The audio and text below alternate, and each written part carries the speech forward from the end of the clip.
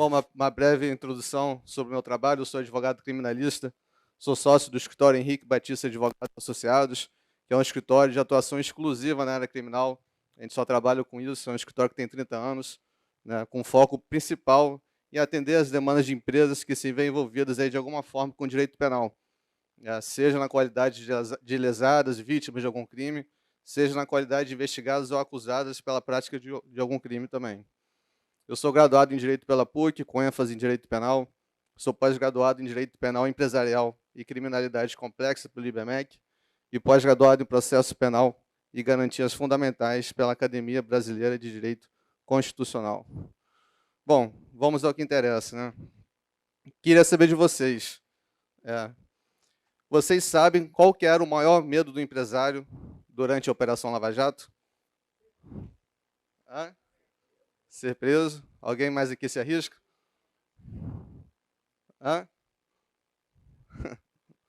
Quase acertaram. O maior medo era o seguinte, gente. 6 horas da manhã, tocou uma campainha. Quando você chega na porta, quem que é? Quem que é? O japonês da Federal. Acertar. Vocês estão sabendo, hein? Quando ele chega na porta, você sabe que tem problema, né? Além dos problemas jurídicos, possivelmente algum problema cardiológico, psicológico também vai ser gerado. Mas o que eu tenho percebido conversando com os empresários no dia a dia é que eles estão tendo a falsa percepção de que, com o fim da Lava Jato, esse tipo de crime parou de ser combatido, né? E, como disse, é uma falsa percepção. Eu estou trazendo aqui para vocês o exemplo. São todas reportagens atuais, né, no máximo 2 meses que se passaram, de operações em todo o Brasil, da polícia, do Ministério Público, normalmente a Polícia Federal, visando justamente isso, o combate aos crimes tributários, o combate à sonegação fiscal, né? E essa aqui é para ligar o alerta, gente.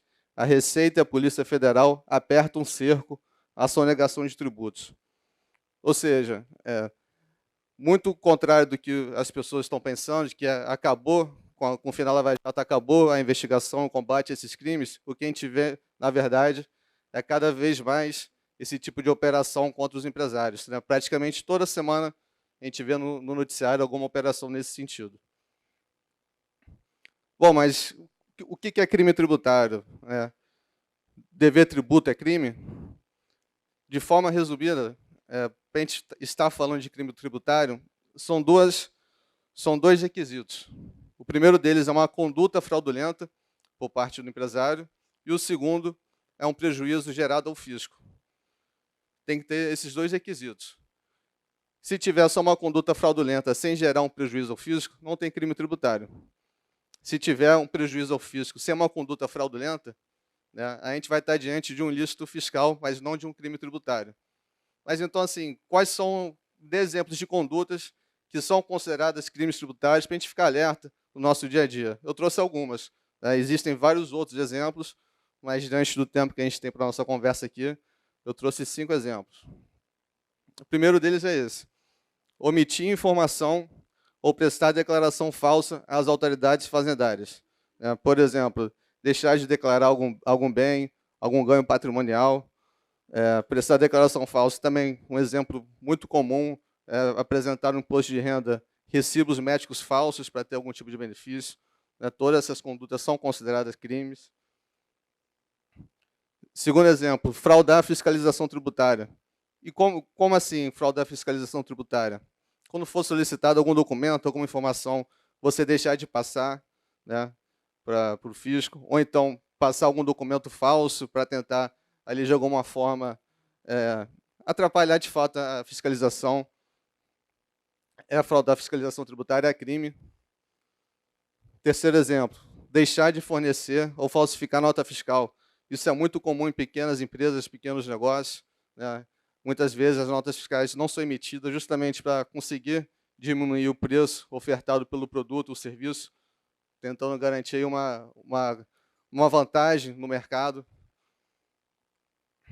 Quarto exemplo, deixar de repassar à Previdência Social as contribuições recolhidas dos contribuintes, né?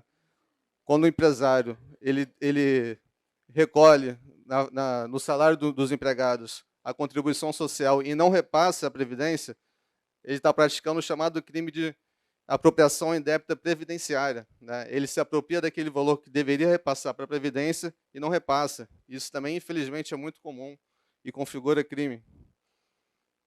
E o quinto exemplo, bem parecido com o anterior, é deixar de recolher tributo descontado.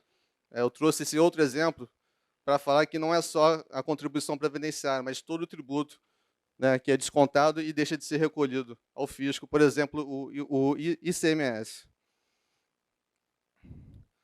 Bom, e quais são os principais riscos, né, do empresário se ver envolvido em algum crime tributário?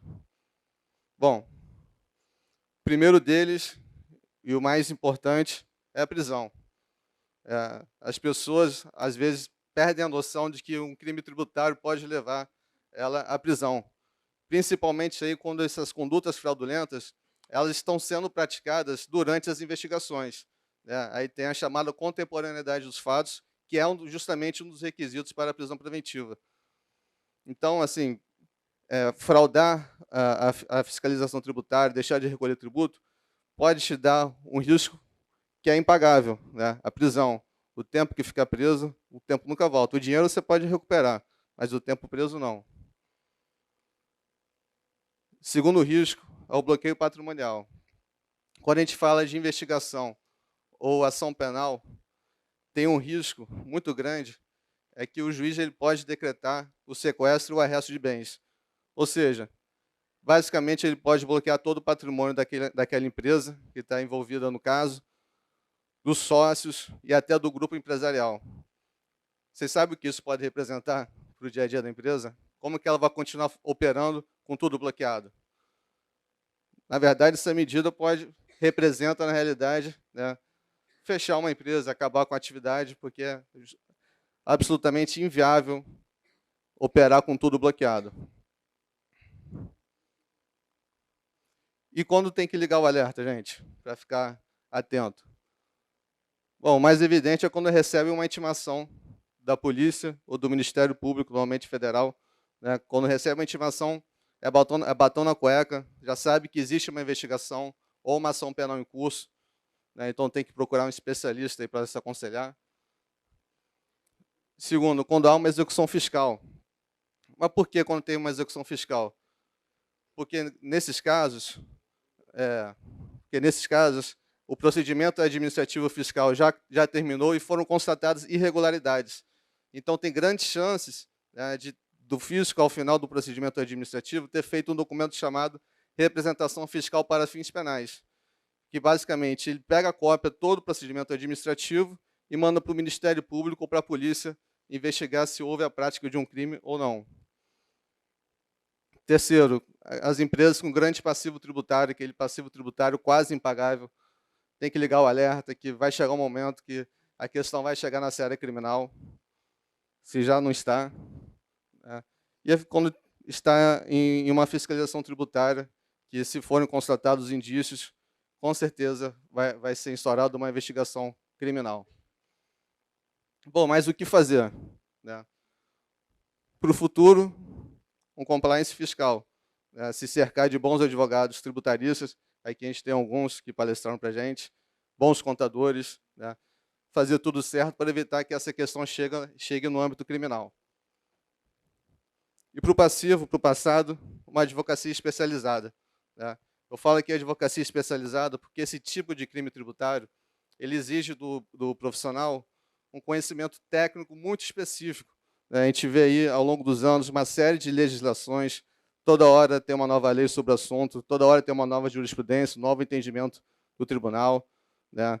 Por exemplo, ao longo dos anos, como houve várias leis, a depender da data do fato, se uma legislação anterior for mais benéfica para o investigado, para o empresário, o advogado tem que ter esse conhecimento para pedir a aplicação dessa lei anterior, né? Existem várias teses defensivas que só quem atua com isso no dia a dia sabe como explorar da melhor maneira. Então, a advocacia especializada é fundamental para esse tipo de caso.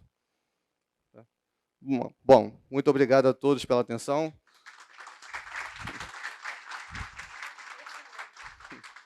Deixo aqui o Instagram para quem quiser me seguir, trocar uma ideia sobre o assunto, e fico à disposição aí durante o evento para conversar também.